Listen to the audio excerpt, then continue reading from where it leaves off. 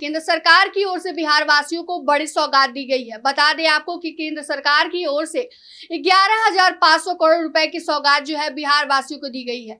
बिहार में हर साल बाढ़ आता है और बिहार में हर साल लोगों को बाढ़ की मार को झेलना पड़ता है, जिससे लाखों की रुपयों की फसल की सभी की बर्बादी होती है, जान मान की हानि भी होती है, जिसको देखते हुए केंद्र सरकार ने इस पर बड़ा फैसला लिया है और 11,500 करोड़ रुपए की जो सौगात है वो बिहार वासियों के लिए लेकर आई है। क्या कुछ है इस खबर में, जानेंगे विस्तार से। विधानसभा चुनाव से पहले बिहार में सौगातों की बरसात हो रही है। सड़क, पानी, रोजगार और बिजली आदि सभी व्यवस्थाओं को पूर्ण करने में सरकार जुटी हुई है। साथ ही एनडीए की ओर से लगातार जनता का दिल जीतने की भी कोशिश की जा रही है। केंद्र से बड़ी योजनाओं की घोषणा की जा रही है। दूसरी ओर बिहार में इस समय बाढ़ के कहर को झेल रहा है।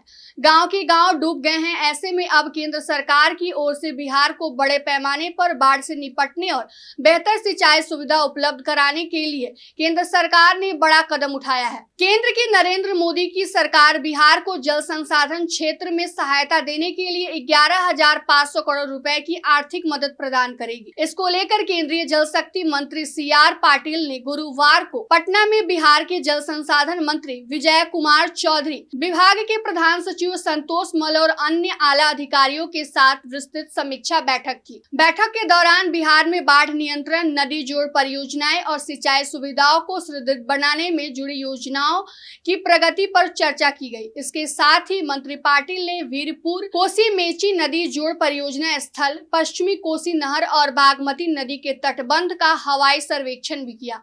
उनके साथ केंद्रीय राज्य मंत्री राजभूषण चौधरी और बिहार सरकार के मंत्री विजय कुमार चौधरी भी उपस्थित थे। इस दौरान राज्य सरकार के अधिकारियों ने केंद्रीय मंत्री को बिहार में बाढ़ की मौजूदा स्थिति और उससे जुड़ी चुनौतियों से अवगत कराया। मंत्री विजय कुमार चौधरी ने बताया कि बाढ़ से हर साल हजारों एकड़ फसल जो है नष्ट हो जाती है, जिससे किसानों को भारी नुकसान उठाना पड़ता है। उन्होंने कहा कि इन केंद्रीय परियोजनाओं से कृषि उत्पादन और कृषि की आय में उल्लेखनीय वृद्धि होगी। साथ ही बाढ़ नियंत्रण के प्रयासों को भी मजबूती मिलेगी। केंद्रीय मंत्री पाटिल ने यह भी स्पष्ट किया कि जल संसाधन मंत्रालय राज्य के विकास के लिए प्रतिबद्ध है और लंबित परियोजनाओं को प्राथमिकता के आधार पर पूरा किया जाएगा। उन्होंने अधिकारियों को निर्देश दिया कि सभी कार्य को समय पर पूरा किया जाए और परियोजनाओं की नियमित रूप से निगरानी भी की जाए, ताकि किसी भी तरह की देरी या रुकावट से बचा जा सके।